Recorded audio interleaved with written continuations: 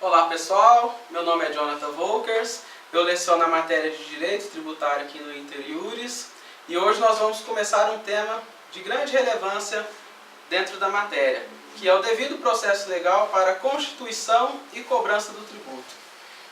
Por pertencer ao Poder Executivo, a administração tributária está vinculada ao devido processo legal, ou seja, todos os seus atos administrativos para constituir e cobrar o tributo devem respeitar o passo devidamente previsto na legislação.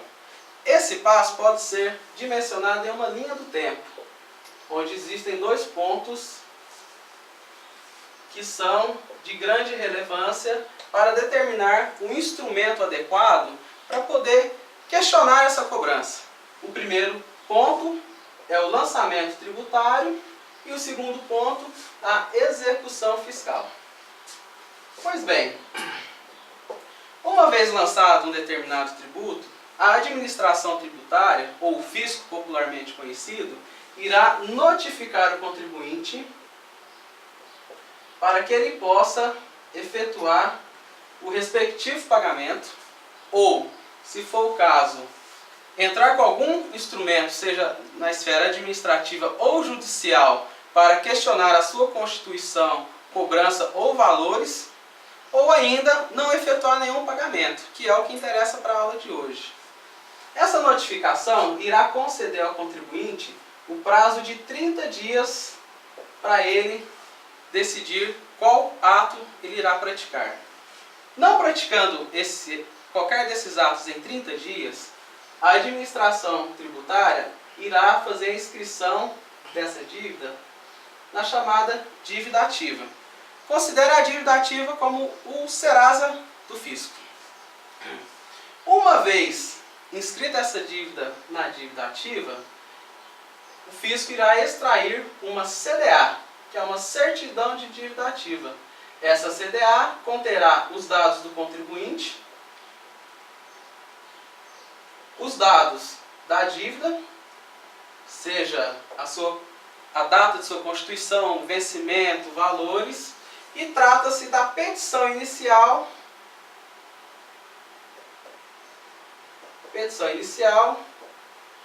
da execução fiscal. Nenhum outro papel é necessário para a administração tributária dar início à execução fiscal. Pois bem, se temos em mente que a constituição e cobrança do tributo parte-se de um ente que é do Poder Executivo, então significa que todos os atos devem seguir o rito da legalidade. O que significa dizer que? Pois bem, antes do lançamento tributário, nenhum ato do fisco foi praticado para dar início à cobrança. Nenhum ato foi praticado. Houve-se um boato, uma discussão sobre a imposição, alteração indevida de um determinado tributo. Nesse caso, para se precaver, o contribuinte poderá propor uma ação declaratória. Essa ação objetiva resguardar, proteger o contribuinte de qualquer ato do fisco futuro que objetive cobrar um tributo indevidamente.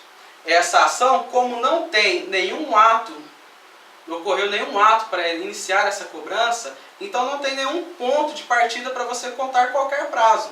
Então essa ação, por consequência, ela é imprescritível.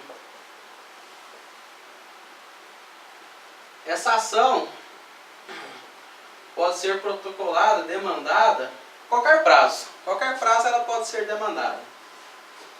Muito diferente do que ocorre entre o lançamento e a execução fiscal, que por sua vez, efetivamente existiu um ato da administração tributária para efetuar a cobrança do tributo. Então é um ato que deve ser anulado. Neste caso, a ação cabível é a ação anulatória.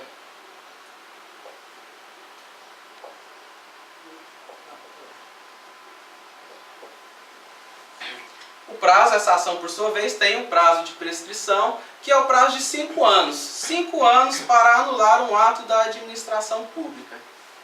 Prazo de 5 anos. Pois bem, normalmente, em regra geral, o contribuinte deixa chegar até esse estágio da execução fiscal. Esse estágio da execução fiscal coloca o contribuinte em uma situação de extremo risco patrimonial. Por quê?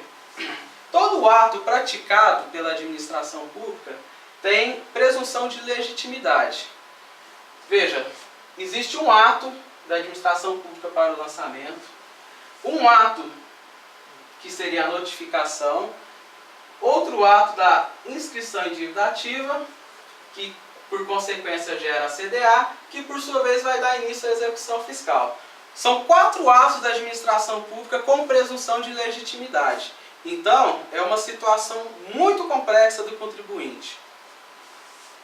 Exatamente por essa situação, quando inicia-se a execução fiscal e o contribuinte vê a necessidade, tem a necessidade de recorrer a um ato atentatório ao patrimonial, o fisco determina, a legislação determina. Pois bem, você quer questionar algo que já aconteceu há muito tempo, que já teve prazo para pagamento, teve 4 atos administrativos.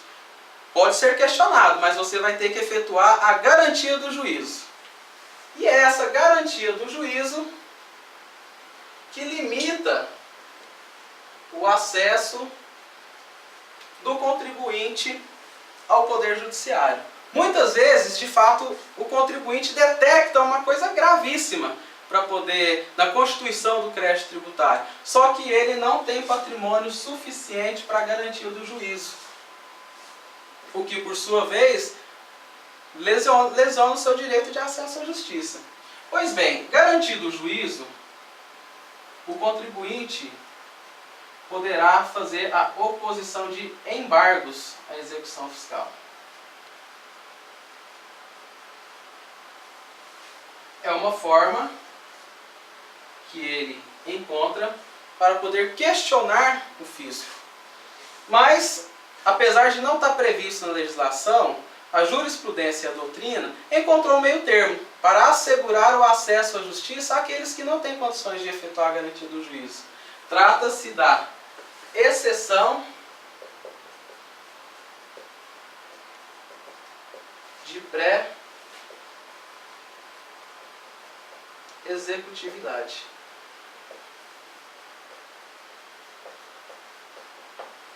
Essa ação de exceção de pré-executividade tem algumas características distintas das demais.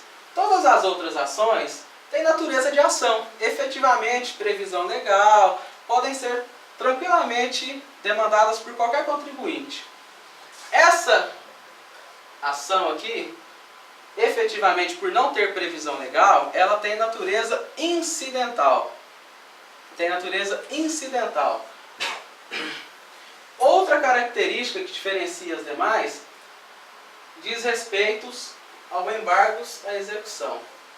Somente o embargos à execução fiscal irá assegurar ao contribuinte a sua preservação patrimonial. Apesar dele permanecer na posse de seus bens, os bens ficam apenas como garantia e só será feito a dilapidação desse patrimônio após a resolução do embargo à execução.